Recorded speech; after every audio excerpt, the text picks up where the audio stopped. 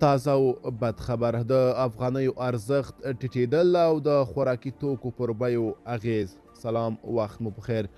په دې وروستیو کې د افغانستان په بازارونو کې د بهرنیو اسعارو په ځانګړي ډول د امریکایي ډالرو پر وړاندې د افغانیو بیه راټیټه شوې ده. د طالبانو په کنټرول کې د افغانستان بانک د ویبپاڼې او په کابل کې د سرای شهزاده د معلوماتو له مخې د یوه امریکایي ډالر بیه د تېرې یوې میاشتې په پرتله 6 افغانۍ لوړه شوې ده. دا په داسې حال کې ده چې له نورو هیوادونو سره د افغانستان ډیره سوداګریزه راکړه ورکړه په امریکایي ډالرو ترسره کیږي.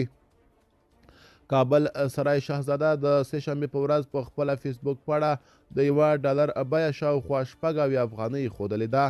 په همدې حال کې په افغانستان کې یو شمېر ښاریان او هټیوال وایي د افغانیو پر وړاندې د ډالرو د بیې بدلون د دوی پر ورځنۍ راکړه ورکړه منفي اغېز کړی.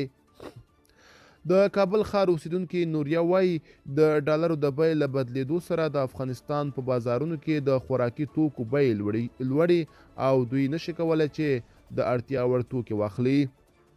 نوریا زیاتوي مخکې افغانیو ارزښت درلود، په 5 یا 6 زره افغانیو به مو د یوې میاشتې لګښتونه پوره کېدل، خو اوس دا پیسې د یوې اونۍ لپاره هم بسنه نه کوي ځکه چې ډالر لوړ شوی.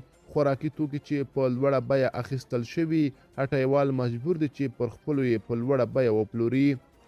زر افغانۍ چې میده کړو یوازې ترکارۍ پرې کیږي، د نورو سودا لپاره نه پاتې کیږي.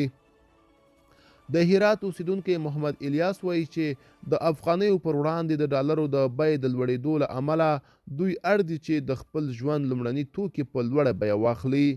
نوموړي ازادي راډیو ته وویل له بده مرغه د ډالرو په بیه کې دغه بدلونونه د توکو د بیې د لوړېدو لامل کیږي. که ډالر راټیټ شي بیې نه راټیټېږي او موږ اړ یو چې د اړتیا وړ توکي په هره بیه وي واخلو.